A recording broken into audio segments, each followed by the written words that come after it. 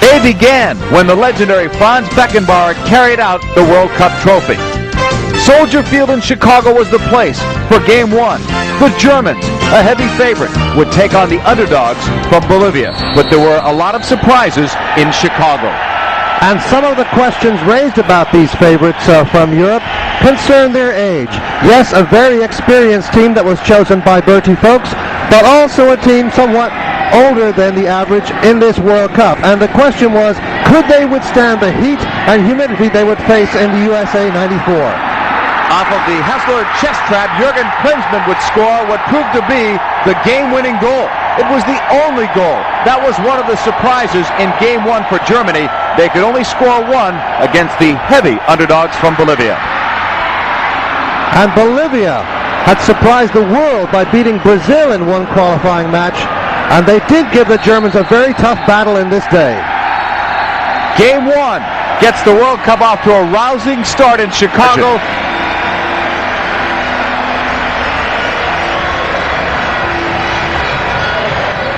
When the United States played Switzerland, it was the first time a World Cup match was played indoors. And for the United States, they did not get off to a great start. A Bresci goal off a free kick put the United States in a 1-0 hole. And for the United States, it came down to a case of dueling free kicks.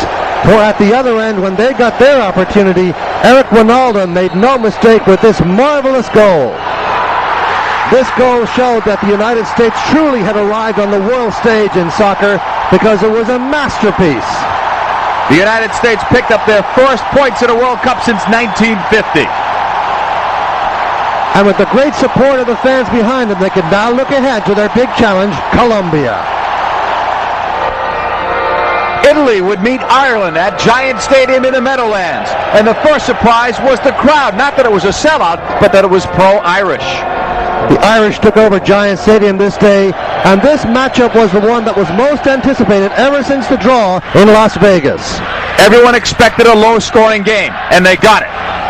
They also saw an early goal by Ireland. Ray Houghton scored from outside the penalty area as the Irish fans erupted.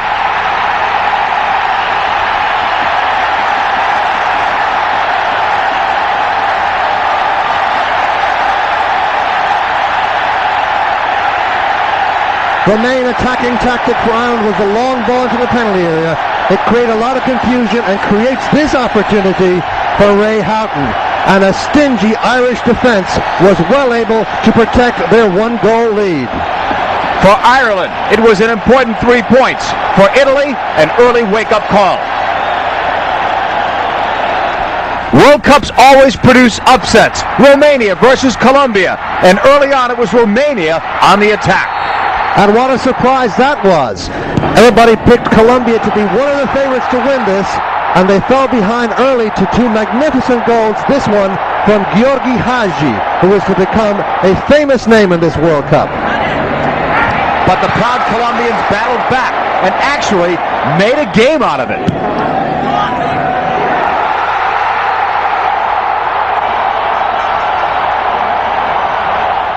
But on this day, Romania was not to be outdone. It was the early sign of the emergence of Eastern European soccer in World Cup '94. The Romanians celebrate over the first real upset of this tournament, a 3-1 win over Colombia. Cameroon faced an early challenge from Sweden. When Sweden scored the first goal by Jung, Cameroon was on their heels 1-0. But the Cameroonians attacked with great flair and panache and tied this game up very early, and then went into one of the very special celebrations of 1994.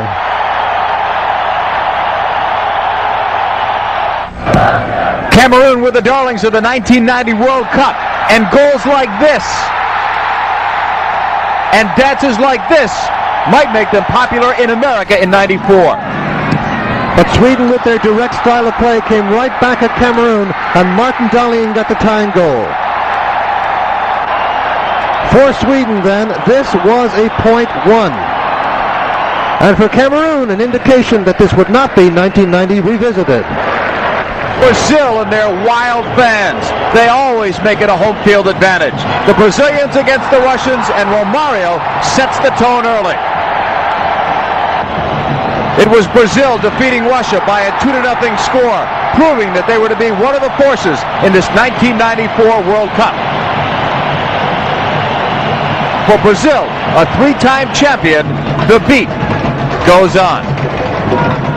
The World Cup's biggest underdog, Saudi Arabia, scored this goal to give them a lead against Holland. It was their first goal in World Cup history. The Dutch were stunned as they seriously underestimated the strength of Saudi Arabia, and it took a long-range shot by Wim Jonk to get them into a tie.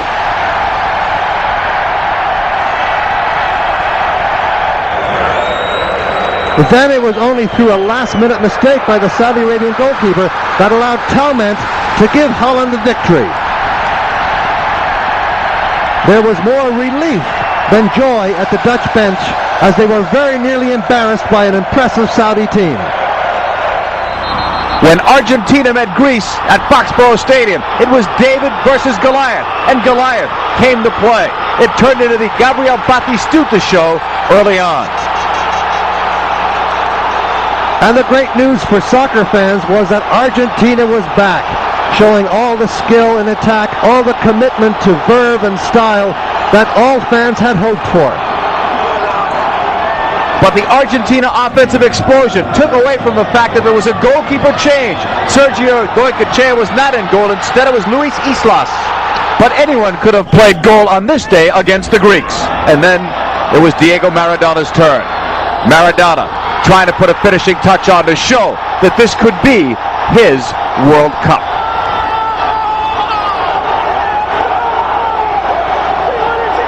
Diego was back, if only for a short while. And then it was Batistuta putting the finishing touch on with this penalty kick. He gets the hat trick, and Argentina wins over Greece 4-0. And the sounds of their success echoed from Boston to Bogota and to Rio, where the Brazilians suddenly realized they had an opponent to worry about now. And Maradona joyful after this one, but storm clouds were gathering for him. Spanish fans had very high expectations for this team, and the disappointment of the 2-2 tie with South Korea was forgotten as they took on Germany.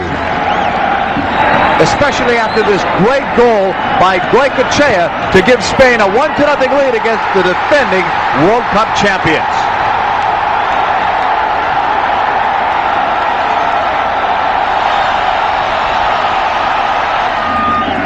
But the proud Germans come back, as they generally do, with their top gun Klinsmann scoring yet another goal, tying this one for Germany. Klinsmann would get more chances in this one, including this shot that goes over the bar. Bertie Folks would like to see more of Klinsmann, and he would. Klinsmann breaks through to the fence. The go-ahead goal, no. Disappointment for the Germans, it's only a tie. And now, out of Africa, something new and something different. Nigeria in the World Cup for the first time as the champions of Africa. And Rashidi Yekini gave them their first goal and gave the world one of its most memorable pictures. But Nigeria had more than just Yekini. Other players contributed en route to a 3-0 win over a stunned Bulgaria. Players like Amokachi and Amuniki were spectacular on the ground and in the air. Nigeria beats Bulgaria 3-0, shutting out Stoichkov and company, one of the few times during the World